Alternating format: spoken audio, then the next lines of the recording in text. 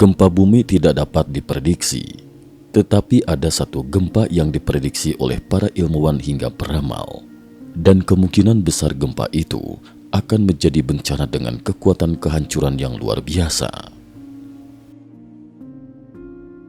Lagi-lagi gempa bumi. Pada 8 Agustus 2024, terjadi gempa berkekuatan 7,1 skala Richter di Laut Hyuganada, di lepas pantai prefektur Miyazaki, Jepang. Gempa ini tidak menimbulkan kerusakan berarti di daratan Jepang, juga tidak memicu tsunami. Namun, Badan Meteorologi Jepang tampak tegang dan segera mengeluarkan peringatan setelah terjadinya gempa. Peringatan tersebut disebut informasi sementara gempa besar Palung Nankai dengan tingkat peringatan waspada terhadap gempa besar. Mengapa Badan Meteorologi Jepang mengeluarkan peringatan setelah gempa ini? Hal ini karena gempa besar Tohoku 2011 silam membawa pengalaman baru. Gempa besar Tohoku yang terjadi pada 11 Maret 2011 di lepas pantai timur laut Jepang juga dikenal sebagai gempa 11 Maret. Gempa 11 Maret mencapai magnitudo 9, menjadikannya gempa terbesar yang pernah terjadi di Jepang dan keempat terbesar dalam sejarah gempa bumi dunia. Robert Keller, profesor kehormatan seismologi di Universitas Tokyo, berpendapat bahwa manusia saat ini belum mampu memprediksi gempa bumi. Sebelum gempa 11 Maret, Jepang juga mengalami gempa pendahuluan berkekuatan 7,2. Tetapi saat itu, pemerintah Jepang tidak menganggapnya serius sehingga tidak siap menghadapi gempa besar yang kemudian terjadi. Pemerintah Jepang belajar dari pengalaman tersebut dan memperbaharui sistem peringatan dini untuk mencegah terulangnya tragedi seperti gempa 11 Maret. Oleh karena itu, setelah gempa di Hyuganada, sistem baru tersebut segera diaktifkan dan peringatan waspada terhadap gempa besar pun dikeluarkan. Perdana Menteri Jepang saat itu, Fumio Kishida, bahkan membatalkan rencananya untuk mengunjungi Asia Tengah dan tetap berada di dalam negeri untuk menghadapi kemungkinan bencana. Saat itu, Badan Meteorologi Jepang memprediksi bahwa gempa besar bisa terjadi dalam waktu seminggu. Namun seperti yang dikatakan Profesor Geller, bahwa ilmu seismologi saat ini tidak dapat secara akurat menentukan apakah suatu gempa adalah gempa pendahuluan atau gempa susulan, karena hanya 5% dari gempa yang mungkin merupakan gempa pendahuluan. Hingga saat ini, gempa besar yang diperingatkan oleh Badan Meteorologi Jepang belum terjadi. Menurut Keller, kemungkinan terjadinya gempa besar seperti gempa 11 Maret dalam waktu dekat tidak lebih dari 5%. Artinya peluangnya sangat kecil. Lantas, mengapa Badan Meteorologi Jepang memperingatkan bahwa gempa besar bisa terjadi dalam waktu seminggu? Hal ini disebabkan oleh lokasi gempa Hyuganada yang berada di sisi paling barat dari Palung Nankai. Dalam bahasa Jepang, Nankai berarti Laut Selatan Jepang, yaitu wilayah di sebelah selatan Pulau Honshu yang berdekatan dengan Samudra Pasifik Barat. Sedangkan dalam bahasa Mandarin, Nankai merujuk pada Laut Cina Selatan. Palung Nankai adalah wilayah yang sangat sensitif, di mana gempa besar secara periodik terjadi dalam sejarah dan daya rusaknya sangat besar. Pada tahun 2019, kalangan seismologi Jepang pernah mengeluarkan prediksi bahwa gempa besar Palung Nankai di masa depan dapat menyebabkan 242.000 kematian dan menghancurkan 2,17 juta rumah. Untuk mencari tahu betapa dahsyatnya gempa besar Palung Nankai, kita dapat membandingkannya dengan gempa 11 Maret. Gempa 11 Maret memiliki pusat gempa yang relatif dangkal, sehingga daya rusaknya besar. Gempa yang berlangsung selama 6 menit itu memicu gelombang tsunami setinggi 40,5 meter yang bergerak dengan kecepatan 700 km per jam menuju daratan. Tsunami tersebut menembus daratan sejauh 10 km sebelum akhirnya berhenti. Bangunan kota, jalan raya dan jembatan runtuh di sepanjang jalur tsunami. Dan salah satu insiden paling terkenal adalah bencana nuklir Fukushima. Jepang menyebut gempa ini sebagai gempa besar Jepang Timur yang merupakan bencana terparah yang dialami Jepang sejak Perang Dunia II dengan kerugian ekonomi mencapai 235 miliar dolar AS dan menyebabkan 18.000 orang meninggal. Gempa lainnya dengan daya rusak besar adalah gempa Sichuan di Kabupaten Wenchuan, Tiongkok pada 12 Mei 2008 dengan magnitudo 8,3. Pusat gempa ini sangat dangkal, hanya berjarak 14 km dari permukaan bumi dan berdampak pada wilayah seluas lebih dari 100.000 km persegi. Luas wilayah Jepang hanya 378.000 km persegi atau setara dengan luas provinsi Yunnan di Tiongkok. Jadi, wilayah yang terdampak oleh gempa Wenchuan setara dengan 26% dari luas wilayah Jepang. Jumlah korban tewas akibat gempa Wenchuan saat itu sekitar 87.000 orang, termasuk yang dipastikan meninggal dan yang hilang. Jika dibandingkan, jumlah korban jiwa yang diperkirakan dari gempa besar Palung Nankai ini adalah 13 kali lipat dari gempa 11 Maret dan 2,8 kali lipat dari gempa Sichuan atau hampir 3 kali lipat. Jika memang demikian, maka bencana ini bisa dikata sebagai malapetaka besar. Jadi dari segi perkiraan jumlah korban jiwa saja, ancaman gempa besar Palung Nankai adalah sesuatu yang belum pernah terjadi sebelumnya. Oleh karena itu, persiapan dini sangat penting untuk meminimalkan kerugian. Lalu, mengapa gempa Palung Nankai begitu dahsyat? Gempa besar Palung Nankai. Posisi kepulauan Jepang sangat unik karena terletak di pertemuan 4 lempeng tektonik, lempeng Eurasia, lempeng Amerika Utara, lempeng Pasifik dan lempeng Laut Filipina. Gunung Fuji yang terkenal adalah titik pertemuan dari lempeng Eurasia, Amerika Utara dan Laut Filipina.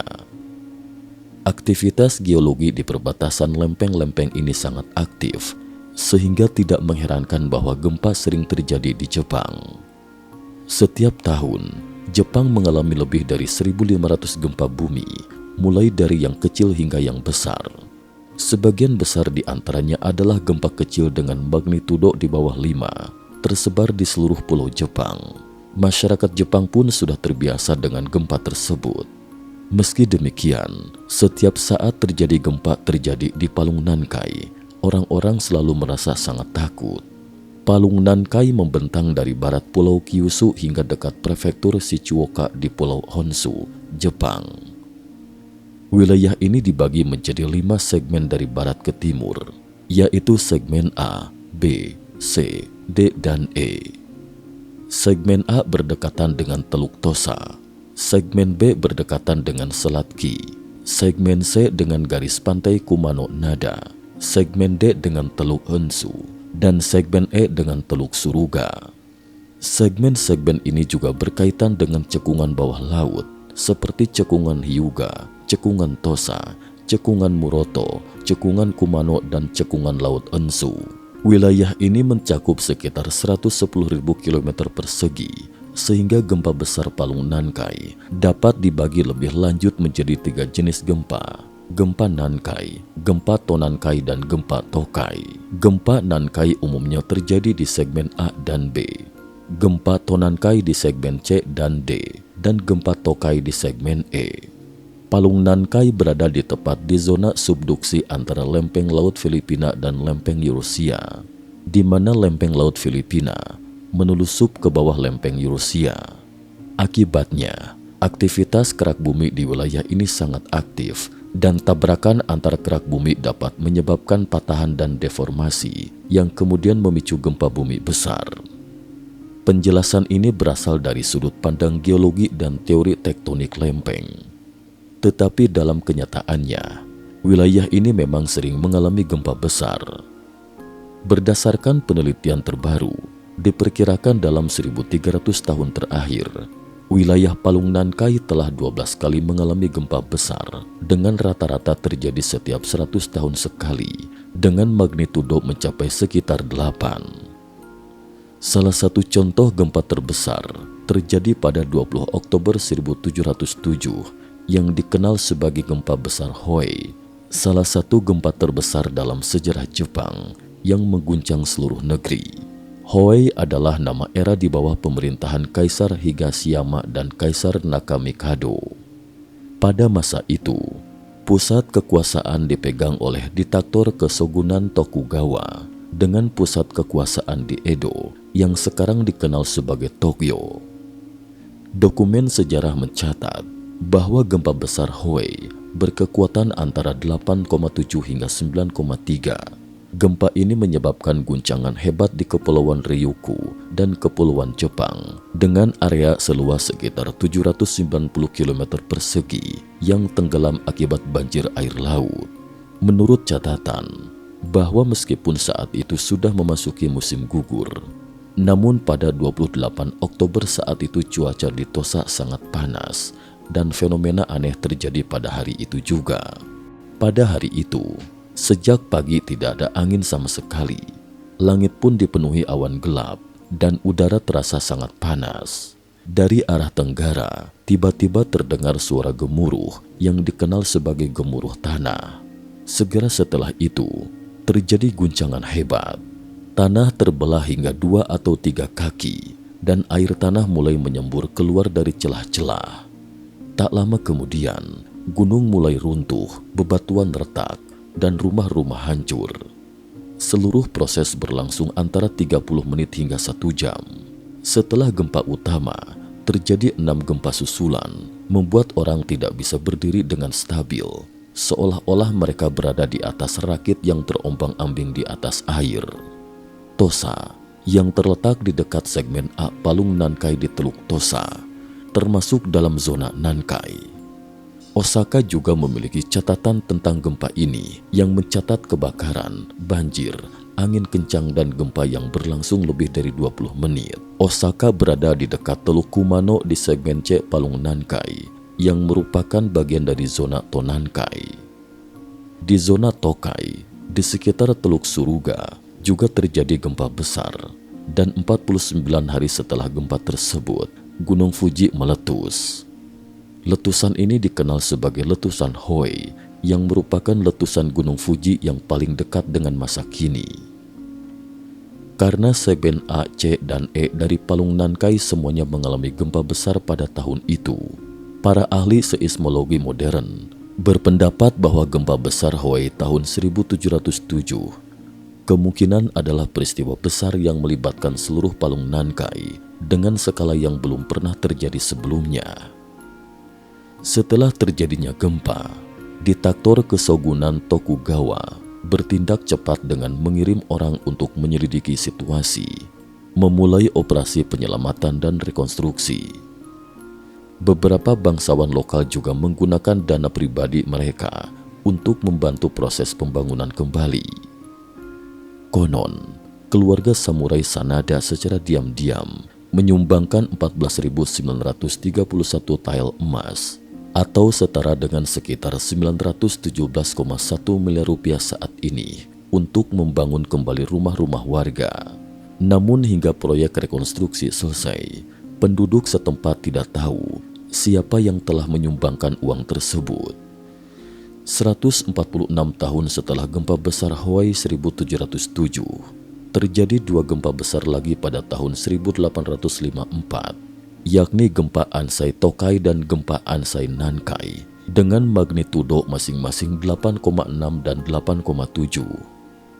Namun pada tahun itu, segmen Tenggara Palung Nankai tidak mengalami gempa. Pada 7 Desember 1944, pukul 13.36, terjadi gempa lagi di segmen Tenggara Palung Nankai, tepatnya di Laut Kumano, di sebelah timur Semenanjung Ki, dengan magnitudo 8,2. Gempa ini dikenal sebagai gempa Showa Tonankai dan terjadi hanya 90 tahun setelah gempa Ansai Tokai pada tahun 1854. Selama gempa besar pada tahun 1944, pabrik-pabrik militer Jepang di wilayah Tokai mengalami kehancuran besar. Sebenarnya, Jepang mengalami gempa besar berturut-turut pada tahun 1943, 1944, 1945, dan 1946. Gempa tahun 1944 merupakan yang terbesar dan memperburuk kondisi Jepang yang baru saja keluar dari Perang Dunia II. Pada tahun 1946, terjadi gempa Showa Nankai dengan pusat gempa di wilayah Palung Nankai yang hingga saat ini menjadi gempa terakhir di wilayah Nankai-Trou. Dari 1946 hingga sekarang, sudah 78 tahun berlalu dan para ahli seismologi Jepang semakin cemas karena dalam 1300 tahun terakhir, gempa besar di Palung Nankai terjadi setidaknya sekali setiap 100 tahun. Pola ini belum pernah terputus dan sekarang semakin mendekati batas waktu 100 tahun tersebut. Simulasi para ahli. Pada tahun 2015, para ahli seismologi melakukan simulasi dan menemukan bahwa gempa besar Hawaii pada tahun 1707 kemungkinan besar dipicu oleh gempa di Hyuganada yang terletak di cekungan Tosa di segmen A Palung Nankai. Dalam sejarah gempa besar Palung Nankai, sering terjadi dua gempa yang saling berdekatan secara waktu, seperti gempa Showa Tonankai pada tahun 1944 dan gempa Showa Nankai pada tahun 1946, serta gempa Ansai Tokai dan gempa Ansai Nankai pada tahun 1854 yang hanya berselang 1 hari. Selain itu, gempa Eiko Tokai pada tahun 1096 dan gempa Nankai Kowa pada tahun 1099 juga terjadi dalam rentang waktu 3 tahun. Begitu pula dengan gempa Tokai Sohai dan gempa Sohai pada tahun 1361 yang terjadi pada tahun yang sama. Oleh karena itu, gempa bumi Hyuga Nada pada 8 Agustus 2024 membuat para ahli merasa khawatir. Apakah ini merupakan gempa pendahuluan? Apakah gempa besar yang lebih dahsyat dari gempa 11 Maret 2011 akan segera menyusul? Namun setelah diteliti lebih lanjut, gempa kali ini tampaknya berbeda dari sebelumnya. Dalam sejarah gempa besar di sepanjang Palung Nankai, gempa pendahuluan biasanya tidak terlalu kuat dan cenderung mengikuti pola lemah di depan kuat di belakang. Namun gempa bumi Hyuga Nada pada 8 Agustus 2024 saat itu mencapai magnitudo 7,1 yang sangat kuat untuk sebuah gempa pendahuluan di wilayah Palung Nankai. Apakah ini sebenarnya bukan gempa pendahuluan, melainkan gempa besar di sepanjang Palung Nankai yang selama ini dicemaskan? Namun jika dilihat dari sejarah gempa di Palung Nankai, magnitudo 7,1 ini terlalu lemah. Sebelumnya, gempa terkecil di wilayah ini setidaknya berkekuatan 7,8 sehingga tidak terlalu cocok dengan pola yang ada. Inilah yang membuat situasi ini membingungkan. Hingga 2023, para ahli memperkirakan bahwa gempa besar di Palung Nankai yang akan datang akan berkekuatan antara magnitudo 8 hingga 9,1, bahkan mungkin lebih dari 9,1. Pada tahun 2022, para ahli melaporkan bahwa kemungkinan terjadinya gempa berkekuatan 8 hingga 9,1 di Palung Nankai dalam 40 tahun ke depan adalah 90%. Pada tahun 2023, laporan lain menyatakan bahwa dalam 20 tahun ke depan, kemungkinan terjadinya gempa berkekuatan lebih dari 9 adalah 60%. Profesor seismologi Robert Keller yang disebutkan sebelumnya tidak sepenuhnya setuju bahwa gempa bumi Hyuga Nada pada 8 Agustus 2024 adalah gempa pendahuluan dari gempa besar lainnya. Tetapi dia juga tidak mengesampingkan kemungkinan bahwa gempa besar di sepanjang Palung Nankai bisa tiba-tiba terjadi. Oleh karena itu, dia mendukung upaya pemerintah Jepang untuk bersiap-siap lebih awal. Kapan tepatnya gempa besar Palung Nankai akan terjadi? Ilmuwan juga tidak dapat memprediksi waktunya secara pasti. Mereka hanya bisa mengatakan bahwa dalam 20 tahun ke depan ada peluang 60% untuk terjadinya gempa berkekuatan lebih dari 9 di wilayah ini. Namun prediksi semacam ini tidak banyak membantu dalam hal mitigasi bencana, karena tidak mungkin semua orang bisa meninggalkan wilayah tersebut dan menunggu selama 20 tahun, bukan? Meski para ilmuwan tidak dapat memprediksi waktu secara akurat, ada pihak lain yang mengaku bisa melakukannya, yaitu para peramal. kapan gempa besar akan tiba. Peramal asal Inggris, Craig Hamilton Parker, dalam sebuah video pada 11 Juli 2024, berbicara dengan seorang astrofolog Veda di Amerika Serikat, Johnny Petrie, membahas pandangan mereka tentang bencana besar yang akan menimpa Jepang. Parker mengatakan bahwa ia menggunakan astrologi nadi dan menemukan pada 9 lembar astrologi nadi bahwa Jepang akan menghadapi bencana besar antara Juli 2024 hingga Desember 2025. Astrologi nadi adalah cabang astrologi kuno dari India, populer di sekitar wilayah Tamil Nadu, India. Inti dari astrologi ini adalah kepercayaan bahwa seorang resi Hindu beberapa ribu tahun lalu telah meramalkan semua peristiwa di masa depan, termasuk takdir setiap manusia. Konon, astrologi nadi adalah pengetahuan mendalam yang diwariskan oleh peradaban manusia sebelum banjir besar. Parker mengatakan bahwa ia melihat awan gas besar mengambang di atas Samudra Pasifik dan tiba-tiba Jepang serta California di Amerika Serikat terkena dampak bencana besar. Parker merasakan seolah banyak lempeng bumi yang bergerak serempak, tetapi belum sampai pada tahap pergeseran kutub. Pergeseran kutub yang pernah dibahas sebelumnya adalah bencana global yang tiba-tiba dan mungkin menyebabkan kepunahan mendadak kawanan mamut. Parker juga mengatakan bahwa ia melihat Gunung Fuji berada dalam bencana tersebut. Selanjutnya, Parker bertanya kepada Johnny Petrie tentang prediksinya. Johnny mengatakan bahwa menurut grafik astrologinya, Jepang akan mengalami bencana besar antara 2024 dan 2025. Bencana ini tidak hanya berupa gempa bumi, tetapi akibatnya akan sangat parah, mirip dengan situasi Jepang setelah serangan bom atom pada tahun 1945. Johnny Petrie mengatakan bahwa peta astrologi Jepang yang diwakili oleh bintang Algol sedang berada di dekat Taurus. Algol, juga dikenal sebagai bintang setan, adalah bintang di rasi Perseus, sementara Uranus dan Mars sedang dalam konjungsi, ditambah Jupiter yang berada di Taurus. Menurut interpretasi astrologinya, Jupiter memperbesar nasib buruk yang dibawa oleh bintang setan Algol. Sementara itu, Uranus menyiratkan sesuatu yang tak terduga akan terjadi, dan Mars bertindak sebagai pemicu petaka. Johnny menyimpulkan bahwa Jepang akan menghadapi bencana besar, dan daerah sekitar Gunung Fuji juga akan terkena dampaknya, mengisyaratkan kemungkinan letusan Gunung Fuji. Dia menambahkan bahwa ada kekuatan yang sedang membersihkan dunia, sehingga bencana ini hanya bersifat sementara. Begitu pula trauma yang ditimbulkannya. Dia memprediksi masa depan umat manusia akan sangat cerah.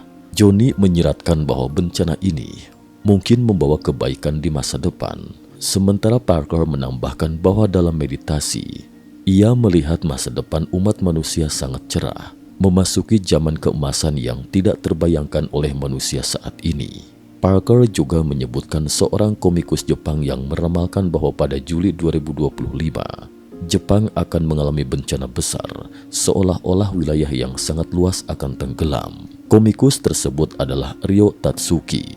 Dalam versi terbaru manganya, The Picture I Saw, Tatsuki menceritakan bahwa pada 5 Juli 2021, pukul 04.18 dini hari, ia bermimpi mendapatkan penglihatan ilahi.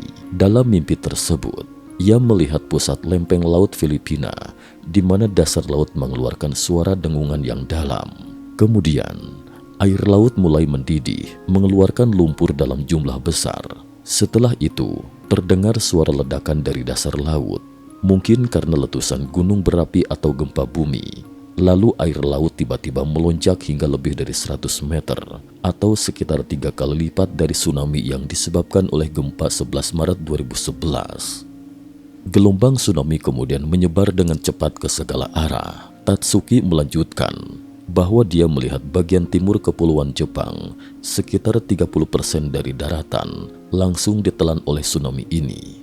Wilayah yang terkena dampak jauh lebih luas dibandingkan tsunami gempa 11 Maret yang menenggelamkan sekitar 561 km persegi wilayah pesisir Jepang.